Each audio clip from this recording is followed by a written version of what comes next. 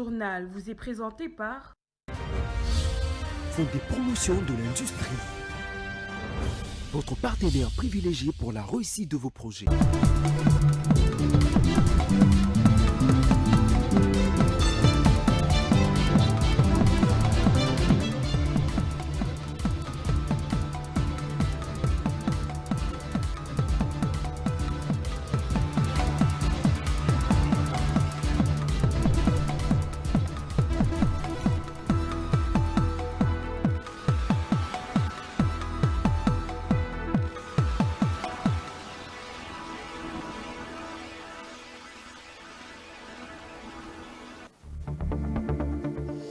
Kinshasa devient la deuxième province la plus touchée par les cas de choléra avec un taux de létalité qui a grimpé jusqu'à 9%. La population doit-elle craindre une catastrophe sanitaire dans la capitale? À plus de détails tout à l'heure. Et puis, les filles enceintes sont désormais autorisées à poursuivre leurs études sans interruption grâce à une décision du secrétariat général à l'éducation nationale, une avancée saluée par les défenseurs des droits de femmes, mais plusieurs défis sont encore à relever afin de garantir un environnement scolaire inclusif et respectueux pour ses élèves. À l'international, au Sénégal, l'Union des mutuelles du partenariat pour la mobilisation de l'épargne et du crédit au Sénégal sollicite une garantie de 7 millions de dollars pour améliorer l'accès au financement des PME agricoles. Très heureuse de vous retrouver, mesdames et messieurs. Bonsoir et bienvenue à cette grande édition. Commençons avec cette actualité. Le choléra monte dangereusement en République démocratique du Congo. Parmi les villes épicentres de l'épidémie, il y a Kinshasa. La capitale congolaise est désormais la deuxième province la plus touchée avec un taux de létalité qui est monté jusqu'à 9%. Doit-on craindre une catastrophe sanitaire dans la mégapole de plus de 15 millions d'habitants? Patrick Ilunga, images et commentaires. 27 des 35 zones de santé de la capitale congolaise sont touchées. Le ministre de la Santé fait part de la gravité de l'épidémie, même s'il assure que le gouvernement organise la riposte. Nous avons réceptionné 20 tonnes de kits et nous allons encore réceptionner encore d'autres. Pour l'instant, nous avons suffisamment de kits pour soigner tous les malades gratuitement. Nous avons suffisamment de kits pour soigner tous les malades gratuitement. C'est pour cela que j'insiste que quand vous avez des symptômes, ne vous soignez pas tout seul. Ne prenez pas le risque de faire traîner la maladie en vous disant « c'est peut-être pas ça, je vais peut-être voir ». Allez voir un médecin, que lui maintenant s'il estime que ça ressemble vraiment au choléra, il vous envoie au centre de traitement et là, vous avez accès à tout le traitement. Le choléra est une bactérie dont le signe sur l'être humain est une diarrhée abondante et des vomissements. Cette infection peut entraîner le décès très rapidement. Pour l'heure, le taux de mortalité est de 3% au niveau national. La capitale congolaise connaît un taux de mortalité qui culmine à 9%. Pour l'ensemble de la République, 2000 cas sont enregistrés par semaine. La province de la Chopo, Kinshasa et les deux Kivu sont les plus touchés.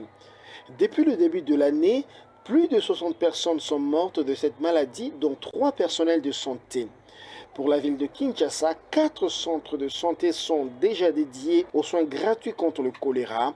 Le ministre de la Santé, le Dr Roger Kamba, assure qu'il y aura bientôt plus de structures pour prendre en charge des malades. Par rapport aux 8 autres centres, je pense que c'est cette semaine qu'ils vont être opérationnels parce qu'on a déjà identifié les endroits. On a travaillé avec le gouvernement provincial. On a identifié les endroits et nos équipes sont en train maintenant de valider ces endroits pour que d'ici la fin de la semaine, les 8 autres centres soient opérationnels. Selon le ministre de la Santé, tout doit être fait en vue d'éradiquer le choléra avant la saison de la pluie qui pourrait aggraver la propagation de cette maladie. Et ce lundi, à la primature, la première ministre de la République démocratique du Congo, Judith Suminwa Tuluka, a accueilli une délégation des pasteurs américains représentant le bureau de la foi de la Maison-Blanche, dirigé par le pasteur Travis Johnson. Cette rencontre s'inscrit dans le cadre de l'appui à l'accord de paix conclu le 27 juin 2025 à Washington entre la RDC et le Rwanda. Elle illustre la volonté du gouvernement congolais de renforcer la diplomatie religieuse conformément à la vision du président de la République. Dans mon mat. Reçue avec chaleur par la première ministre, la délégation des pasteurs américains a salué les avancées réalisées en faveur du peuple congolais. Elle a mis en avant l'accueil remarquable des Congolais qu'elle voit comme les reflets du leadership du président Tshisekedi et de la première ministre Judith Suminwa. Well, of course, it was really wonderful being with Her Excellency, Madam Prime Minister. C'était merveilleux d'être avec son Excellence, Madame la Première ministre. C'était particulièrement une grâce d'être ici en tant que membre du Conseil national de la foi. Il y a une grande appréciation pour tout le travail qui est abattu ici au travers du pasteur Paula White et surtout de ce que le président Trump est en train de faire avec la mise en place de l'accord de paix entre le Rwanda et la RDC. Antoine Gonda, représentant du chef de l'État qui a accompagné cette délégation, a souligné les rôles clés de la Première ministre dans cette initiative. Nous sommes victimes de notre hospitalité. Il fallait que ce soit connu à la face du monde. Et c'était important quand il y a eu cette signature-là entre le Rwanda et la République démocratique du Congo pour la paix, parce que c'est ce que le président Tshisekedi veut. Alors si nous-mêmes nous y croyons pas, ceux qui viennent de loin, qui croient en Dieu et qui disent « nous venons voir ce qu'il y a là-bas » et nous pensons que ce sont aussi des chrétiens qu'on est en train de tuer en République démocratique du Congo. Les pasteurs Travis Johnson a évoqué l'importance de l'accord de paix entre la RDC et le Rwanda. Nous sommes très heureux de voir ce travail qui a été abattu grandement par le président Donald Trump pour établir ce traité de paix entre la RDC et le Rwanda et nous nous tenons avec le peuple congolais pour nous assurer de l'exécution complète de ce traité. Cette rencontre marque un moment fort pour la diplomatie religieuse en RDC et renforce les liens entre Kinshasa et Washington. Fulgence Muteba est-il devenu une figure de la complaisance face aux rebelles?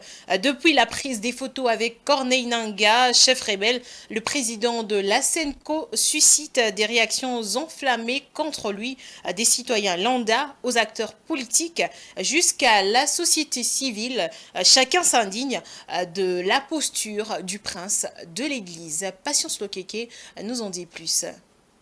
Une photo devenue virale sur les réseaux sociaux fait grand bruit. À la base du buzz, Monseigneur Fulgence Muteba, le prêtre, président de la SENCO, confirme-t-il les accusations lancées il y a peu par le vice-premier ministre Jean-Pierre Bemba sur une prétendue connivence entre certains hommes d'église et le rebelle? La question ne laisse indifférents les Congolais.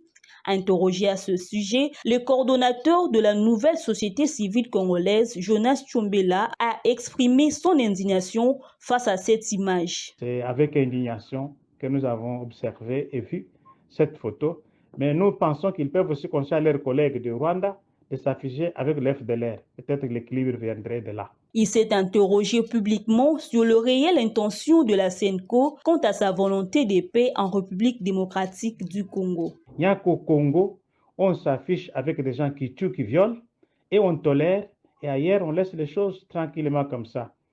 Ceux qui se battent pour retrouver la paix sont condamnés par la SENCO, mais ceux qui se battent, qui ont tué, qui ont du sang des Congolais en main, on s'affiche avec sourire. C'est très triste. Et que ça vient des hommes de Dieu. Alors on se demande la question de savoir est-ce qu'ils ont besoin de la paix? S'ils peuvent aller à l'anniversaire, comme on le voit dans les réseaux sociaux. Est-ce qu'ils ont besoin réellement de la paix ou bien des hommes qu'ils veulent voir au pouvoir rester au pouvoir? En réaction du côté des politiques, un député national de l'Union sacrée qualifie cet acte de trahison. Alfred Zibandi appelle la justice à engager de poursuites contre Monseigneur Fulgence Muteba. Corneille Nangaa, ancien président de la CENI, devenu chef rebelle, a été condamné à mort par la justice congolaise. Il est à la tête d'un mouvement qui a causé la mort de plus de 10 000 Congolais au nord et au sud Kivu. Le lundi 14 juillet, la ministre des Affaires sociales, Nathalie Aziza Mounana, a accordé une audience à Lucia Elmi, directrice des opérations d'urgence de l'UNICEF à New York, actuellement en séjour à Kinshasa, capitale de la République démocratique du Congo, une visite qui a eu pour objectif de mieux comprendre la situation des enfants déplacés par la guerre dans les zones occupées par les rebelles rwandais AFC. Pendant cette rencontre, les deux parties ont convenu de formuler des propositions permettant d'outiller les populations pour mieux faire face aux situations. Rachel Misenga. C'est pour la première fois que Lucia Elmi, directrice des opérations d'urgence de l'UNICEF à New York, foule le sol congolais. À peine arrivée, elle s'est directement rendue au ministère des Affaires sociales, Action humanitaire et solidarité nationale pour rencontrer Nathalie Aziza Mounana avec pour objectif de mieux comprendre la situation des enfants déplacés par la guerre dans les zones occupées par les rebelles rwandais AFC. Devant son équipe, la ministre a dressé un tableau détaillé de la situation actuelle, évoquant notamment les besoins urgents en matière de scolarisation, de santé et d'alimentation pour éviter la malnutrition des enfants. Cette visite s'inscrit dans le cadre de la coopération entre le gouvernement et les partenaires humanitaires. Durant l'audience, les deux parties ont réfléchi aux prochaines phases d'intervention auprès des populations sinistrées. Deux points majeurs ont été abordés. Les ressources disponibles du gouvernement, l'approche Nexus en faveur des enfants. D'un commun accord, l'UNICEF et le ministère ont décidé de pérenniser leurs actions conjointes en tenant compte des besoins immenses des enfants vulnérables, notamment en matière de sécurité, d'identification, de réunification familiale, de reconstruction de foyers et d'accompagnement psychosocial des enfants seuls ou accompagnés. Son Excellence la ministre pour avoir son appréciation et son avis par rapport à la situation des enfants aujourd'hui en RDC et surtout on s'est entretenu sur la situation de la jeune fille et qu'est-ce qu'on peut faire pour les prochains états de la crise, surtout dans l'Ouest, pour apporter une réponse multisectorielle à la situation des enfants, des communautés. Et on a aussi parlé de la scolarisation et l'importance de faire si que les enfants puissent rentrer à l'école après les breaks et surtout pour voir des investissements de long terme sur la prévention des urgences, le renforcement des capacités et le rôle important que les autorités à niveau national mais ainsi à niveau local jouent sur la prévention des crises et sur la gestion des crises. Les deux parties ont convenu de formuler des propositions permettant d'outiller la population pour mieux faire face aux situations d'urgence. Et après la cessation des activités de l'USAID, l'Oxfam se dit déterminée à prendre le relais dans la lutte contre la faim en RDC. Une délégation de cette organisation a échangé ce mardi à Kinshasa avec la ministre du Genre, Famille et Enfants, Léonie Kandolo. Suivez. Les échanges entre les deux parties autour de l'autonomisation économique des femmes, la réduction des VBG et l'accès à la terre pour les femmes déplacées après leur retour dans leur milieu d'origine. En RDC, l'Oxfam intervient dans 6 provinces, notamment le Nord Kivu, le Sud Kivu, l'Équateur, l'Ituri, le Tanganyika et le Kasaï, dont le but de lutter contre la pauvreté et combattre les inégalités qui l'alimentent. Oxfam étant une confédération d'une vingtaine d'organisations caritatives indépendantes à travers le monde, a eu la mission de visiter la République démocratique du Congo après l'interruption des activités de l'USAID, l'organisme américain, question de constater les conséquences des conflits sur les femmes. Oxfam a présenté à la ministre Léonie Kandolo Moïse son portefeuille et les zones d'intervention de ces différents projets dans les provinces. Léonie Kandolo a promis à son hôte de marque de visiter les réalisations de cette organisation, notamment à l'Équateur, dans les prochains jours. Prenons cette information en bref. Signature à Abu Dhabi de 2 accords de confidentialité entre une holding et 2 entreprises congolaises, Kipai Energy et Buenasa. Ces 2 accords avec cette holding émirati multisectorielle de premier plan ont été signés à l'issue de la mission économique que le vice-premier ministre, ministre de l'économie nationale, Daniel Moukoko Samba aux Émirats Arabes Unis. C'est une initiative qui vise à transformer localement les minerais critiques, répondant ainsi à l'impératif de capturer plus de valeur ajoutée sur le territoire national. Et pour en parler davantage sur ce plateau, nous avons un invité, il s'agit de Clément Chibamba, il est chroniqueur de l'économie. Je me tourne vers lui pour lui dire bonsoir. Bonsoir à vous. Bonsoir, Damani. Alors, on parle ce soir de la signature de 2 accords de confidentialité entre Abu Dhabi et Kinshasa. Alors, dites-moi, cher Clément, pourquoi ce partenariat ont-ils visé seulement ces 2 entreprises? Est-ce qu'il y a eu des critères bien déterminés qui ont fait en sorte que ces 2 entreprises soient sélectionnées? Alors, il faut comprendre que le vice-premier ministre, ministre de l'économie, Daniel Moukoko Samba, il a pris soin de pouvoir identifier les vrais besoins. Parce que lorsque cet investissement ou bien ces partenariats a été orienté par ces 2 entreprises, ça veut dire que c'est ces entreprises qui œuvrent dans un secteur où les Congo ou la République démocratique du Congo expriment les vrais besoins. Et ces entreprises, lorsque vous allez justement entrer dans leur palmarès, vous allez constater qu'Kipai œuvre plus dans le domaine de l'énergie, hydroélectrique et l'énergie. Ça veut dire que le Congo aujourd'hui, nous avons un problème sérieux en termes de l'insuffisance de l'énergie.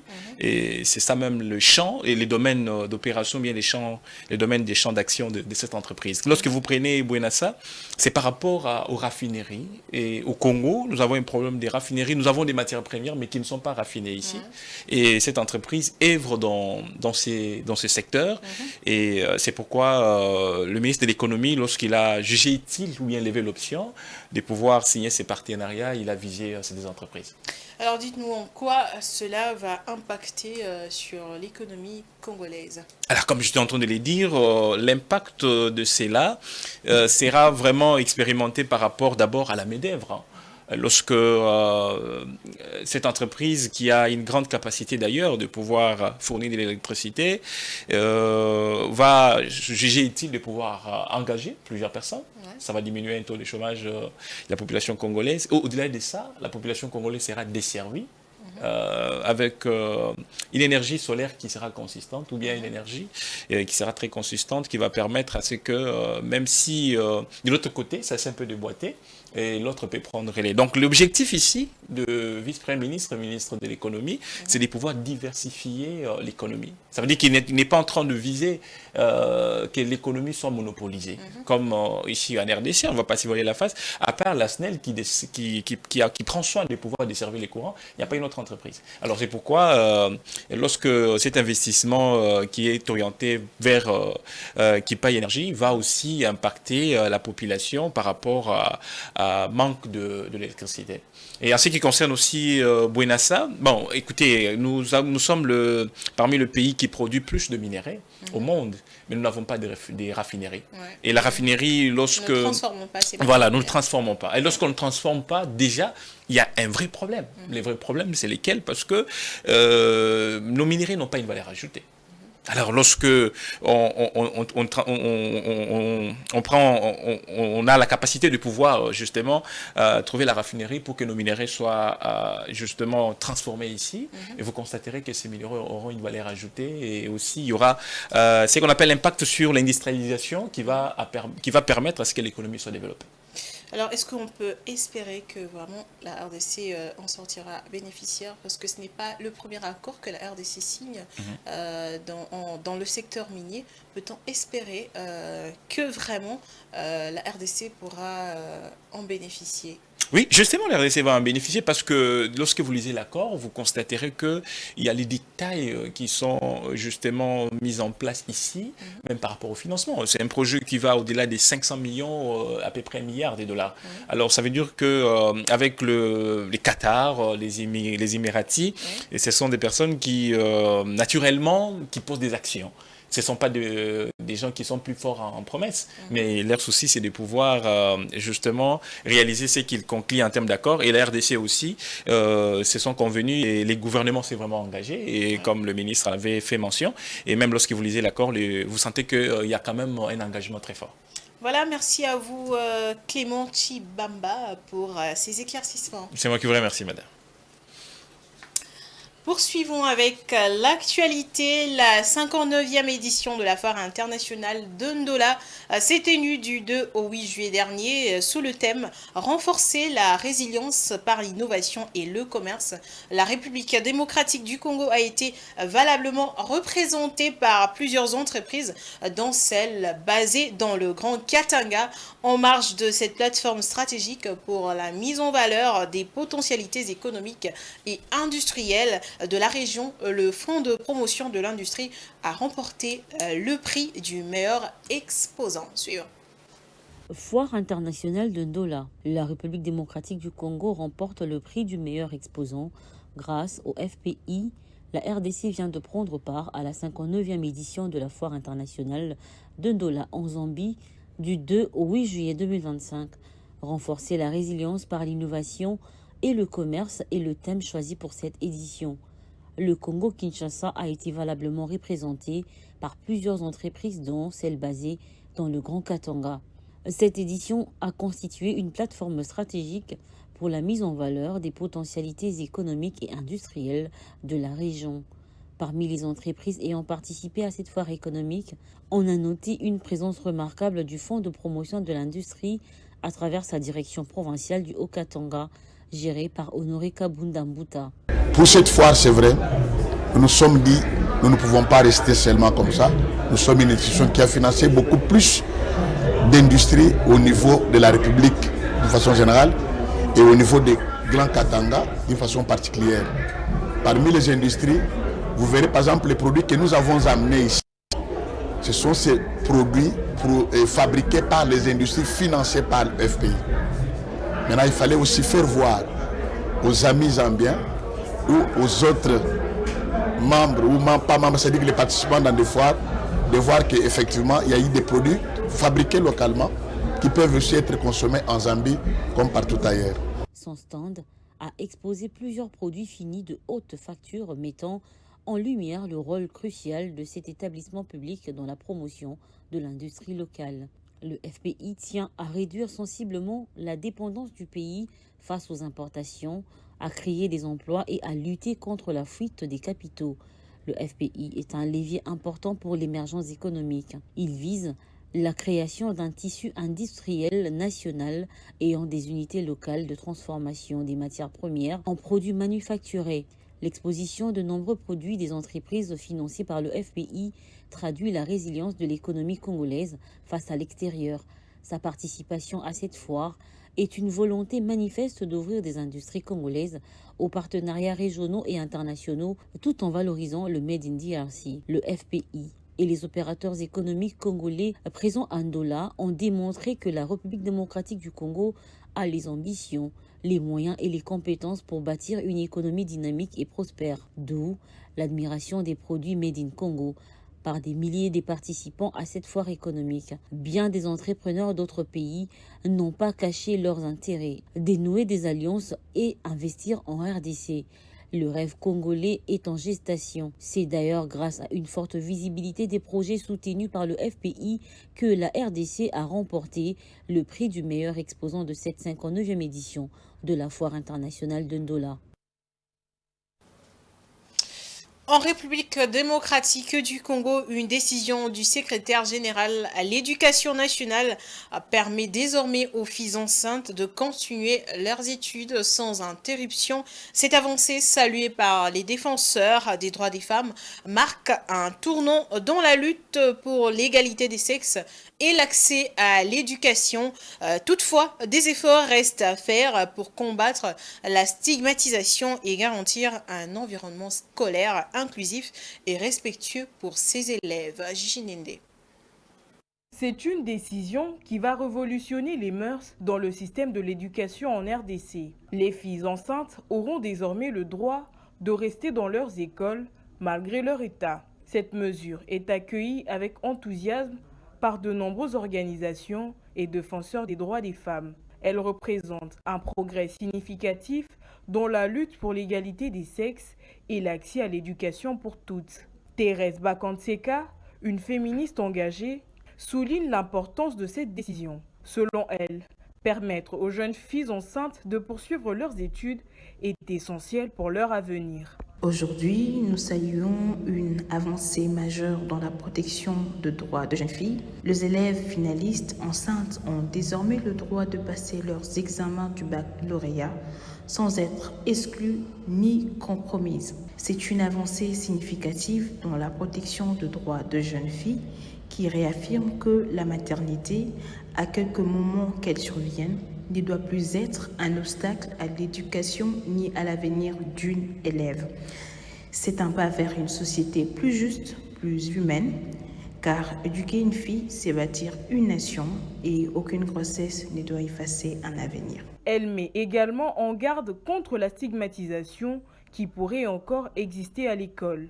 Elle insiste sur la nécessité de sensibiliser les enseignants et les élèves pour lutter contre les préjugés. Cette autorisation en République démocratique du Congo représente une avancée majeure pour les droits des femmes et l'éducation des filles. Elle ouvre la voie à un avenir plus inclusif et équitable. Certains habitants de la commune de Lemba s'inquiètent du ralentissement des travaux sur la route de l'université entre le rond-point Gaba et l'intendance. Le chantier semble à l'arrêt depuis plusieurs jours. En cause, selon certaines sources, des retards dans le décaissement de fonds. Myriam Likio pour le reportage.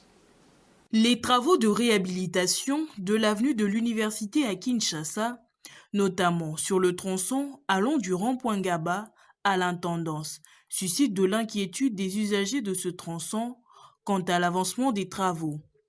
Selon le constat effectué, les travaux évoluent au ralenti 2 mois après que cela a été lancé.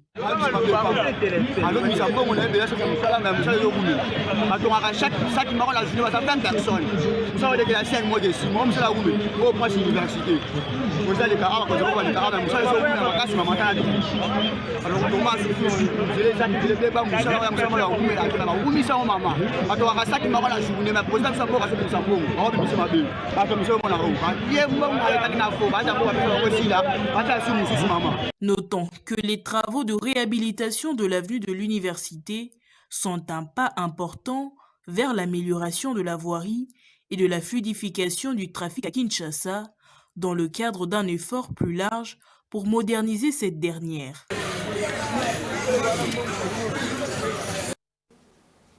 Alors que le monde célèbre le 15 juillet de chaque année la journée mondiale des compétences des jeunes, la République démocratique du Congo reste encore en marge de l'intégration massive de l'intelligence artificielle et des compétences numériques. Pourtant, ces outils sont devenus essentiels pour l'insertion professionnelle et l'innovation. Rosie Chioyo. En ce 15 juillet, le monde célèbre la Journée mondiale des compétences des jeunes, placée cette année sous le thème « L'autonomisation des jeunes grâce à l'intelligence artificielle et aux compétences numériques, un appel à intégrer ces outils dans le développement des jeunes ». En RDC, malgré l'impact de ces technologies ailleurs, beaucoup ignorent encore leur utilité. Mais seulement ce que nous remarquons et constatons au Congo, c'est-à-dire ceux qui sont en charge de l'éducation au Congo, ne mettent pas assez d'accent. C'est comme s'ils ne voient pas la valeur de l'avènement de l'IA, alors que sous d'autres cieux, ils voient cette valeur, ils investissent. Et comme quelqu'un me l'a dit aujourd'hui même, qu'il y a dans d'autres universités où il y a des cours où on apprend comment utiliser l'intelligence artificielle. Donc moi, la réponse que je pourrais donner, c'est que cette problématique de sous-utilisation de l'IA au Congo est due à un problème de connaissance sur l'importance de l'IA. Pourtant, certains jeunes s'en servent déjà pour s'y former et se démarquer sur le marché du travail. La première des choses que je suis proposé depuis que le monde aujourd'hui est modernisé avec l'intelligence artificielle, c'est de pouvoir m'élancer dans ça pour avoir justement l'ossature ou bien l'idée de ce qui est exigé sur le plan professionnel et sur le marché d'emploi. Alors avec l'intelligence artificielle, je ne dirais pas que c'est une aide-mémoire, mais c'est tout simplement lorsque on y entre, on a au moins l'idée et aussi l'ossature, aussi les besoins, qu'on identifie les vrais besoins, qui nous permet qu'une fois qu'on attrape une opportunité ou bien on tombe sur une opportunité, qu'on soit en mesure de s'adapter facilement et aussi répondre aux atouts de la firme qui est d'ailleurs en recherche d'une main-d'œuvre qualifiée. Ça, c'est la première des choses. Et aussi avec d'autres outils numériques, notamment Facebook, WhatsApp, toutes ces applications, ça nous permet aujourd'hui d'être vraiment à jour. Ça veut dire que nous avons l'option de pouvoir bannir tout ce qui est pratique archaïque et on a la facilité aujourd'hui de rédiger un CV et l'envoyer de la manière la plus exigeante. Face aux mutations du monde, l'intelligence artificielle et les compétences numériques sont devenues incontournables. Le gouvernement devrait renforcer leurs accès et leur maîtrise, surtout auprès de la jeunesse. Et en sport, le sélectionneur national des Léopards A', Otis Ngoma, a rendu publique la liste des 36 présélectionnés pour participer au mini-stage de préparation à Kinshasa en prélude du stage de préparation à Alger du 21 au 30 juillet prochain avant le grand départ pour Nairobi. Blaise Kouzola pour les détails. C'est via le canal officiel de la Fédération congolaise de football association, mardi 15 juillet 2025, que le sélectionneur national des Léopards A', Otis Ngoma, a dévoilé la liste de 36 joueurs présélectionnés en marge de préparatifs du CHAN Kenya, Tanzanie et Ouganda 2024 qui ira du 2 au 30 août prochain. Cette liste comprend 3 gardiens, 12 défenseurs, 10 milieux, 7 milieux excentrés et 4 attaquants venus de 11 clubs congolais qui ont tous disputé le play-off du championnat national. Gardien de but, Jackson Lunanga, DCMP, Bridel Mfongue, Maniema Union, Aimé Bakula, Don Bosco. Défenseur, Dieu merci Ndongela, TP Mazembe, Jacques Mouimba, Maniema Union, Dieu merci Lupini, Maniema Union, Jonathan Mokonzi, Sainte-Loi Lupopo, Elton Kaembe, FC Les Aigles du Congo, Ozé Ndombele, Maniema Union, Magloire Ntambwe, TP Mazembe, Lolendo Mansanga, Vita Club, Papi Kokelia, Sainte-Loi Lupopo, Marcel Mapumba Katomba, FC Les Aigles, Mboui Kala, Don Bosco, Ilongo Lissimo, Ange Vert, milieu de terrain, Joseph Bakassou, Maniema Union, Mika Miché, Sainte-Loi Lupopo, Ilume Mbongo, Simba, Esdras Makosi, Les Aigles du Congo, Junior Manfungu, Sainte-Loi Lupopo, Lindam Tagé, Les Aigles du Congo, Jean-Benoît Tukumbani, FC Tanganyika, Mukoko Kisingwa, AC Rangers, Marzouk Diakanoa, DCMP, AG Basiala, Maniema Union, milieu excentré, James Mboma, Maniema Union, Liz Niembo, Sainte-Loi Lupopo, Oscar Kabouitz, TP Mazembe, Ibrahim Matobo, Les Aigles du Congo, Molia Liosazia, AC Rangers, Faverdi Bongeli, TP Mazembe, Josué Kazema, FC Sainte-Loi Lupopo. Au poste d'attaquant, on retrouve Jefté Kitambala, Maniema Union, Tony Madoudou Talassi, Ange Vert, Orso Mouakou, FC Sainte-Loi Lupopo et Sylva Chitenge, l'AS Maniema Union. Cette liste est marquée par l'absence du capitaine Ernest Louzolosita du TP Mazembe, écarté par Otis Ngoma. Le stage va s'y dérouler en 2 temps. D'abord, le mini-camp à Kinshasa du 16 au 20 juillet, puis le stage en Algérie du 21 au 30 juillet, où sortira la liste finale des léopards pouvant chercher la 3e étoile dans la compétition de A'. Notons que la République démocratique du Congo est logée dans le groupe A, aux côtés du Kenya, du Maroc, de la Zambie et de l'Angola. Prenons un vol en dehors de la République démocratique du Congo. Place à la page internationale.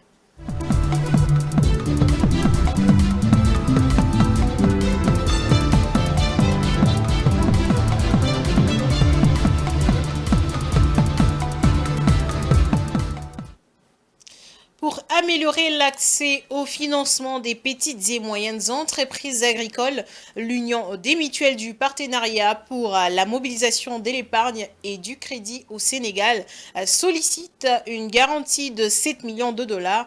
Cette facilité devrait permettre à UM-PAMECAS d'élargir son offre de financement destinée aux petits exploitants agricoles, aux coopératives et aux petites entreprises. Rachel Missinga. 7 millions de dollars sont recherchés par l'Union de mutuelles du partenariat pour la mobilisation de l'épargne et du crédit pour accompagner les PME agricoles du Sénégal. Cette facilité permettra d'aider les petits exploitants et le PME à accéder plus facilement au financement dont ils ont besoin pour se développer. D'après les données communiquées par la Société financière internationale, la garantie peut couvrir jusqu'à 70% d'un ensemble de prêts admissibles devant s'élever à 10 millions de dollars. L'investissement sera réalisé de façon graduelle. La première tranche cible un portefeuille d'environ 1 million de dollars avec une protection contre le perte pouvant atteindre jusqu'à 700 000 dollars. Cette mesure devrait offrir à UM-PAMECAS la possibilité d'élargir son aide de financement pour les petits agriculteurs, les coopératives et les petites entreprises, tout en minimisant sa vulnérabilité face au risque d'insolvabilité. Au Sénégal,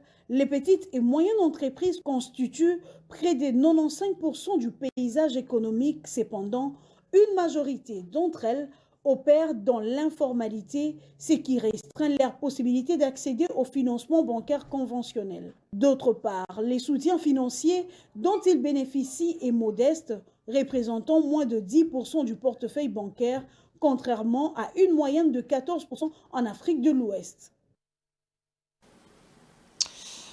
C'est ainsi que nous allons faire place à la revue de presse dans une sélection et commentaires de Dans mon matin.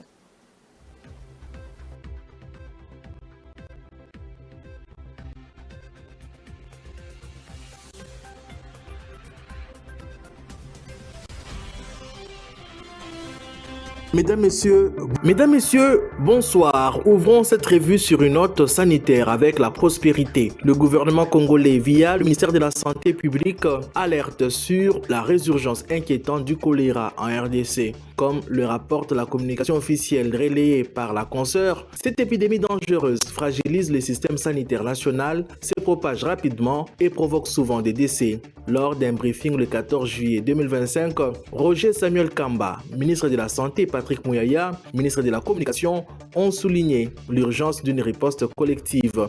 Plus de 2000 cas ont été enregistrés avec la province de la Chopo comme zone la plus touchée. Face à ces situations, le ministre Kamba insiste, une personne atteinte de choléra présente 2 signes alarmants, diarrhée et vomissement, appelant la population à la vigilance et au signalement des cas suspects afin de freiner l'épidémie.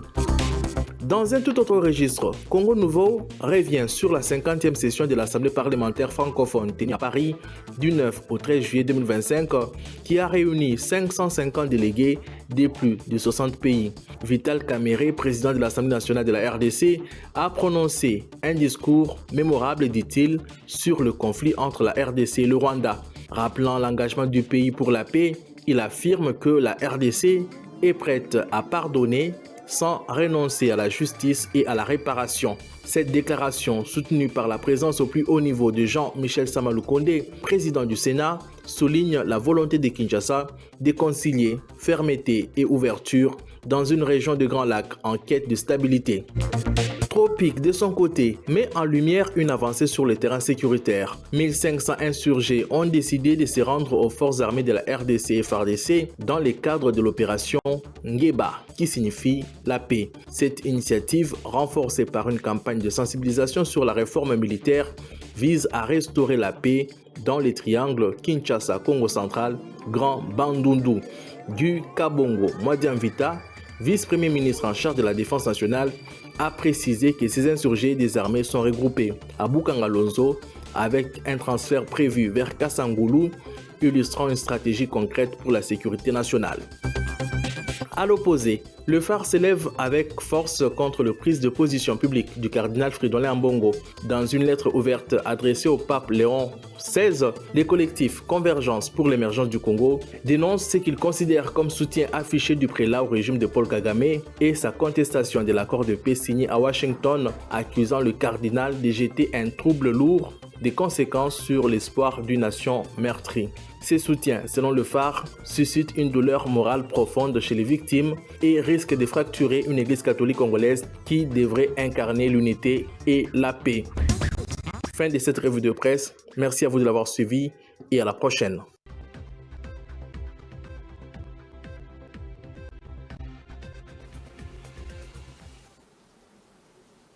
Ce journal est terminé. Je vous rappelle les différents titres. Kinshasa devient la deuxième province la plus touchée par les cas de choléra avec un taux de létalité qui a grimpé jusqu'à 9%. La population doit-elle craindre une catastrophe sanitaire dans la capitale? Vous avez suivi les détails dans cette édition.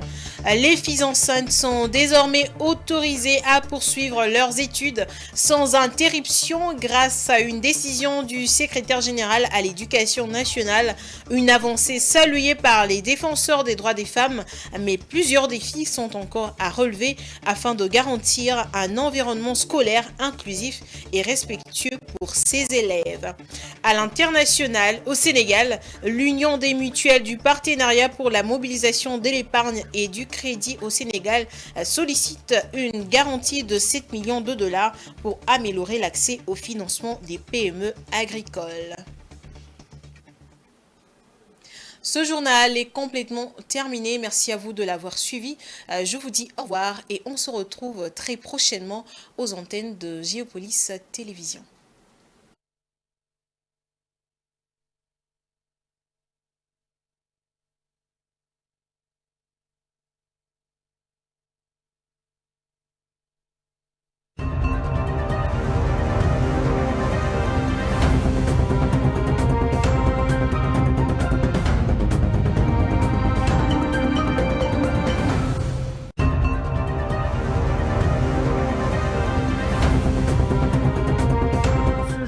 Vous a été présenté par Fonds des promotions de l'industrie, votre partenaire privilégié pour la réussite de vos projets.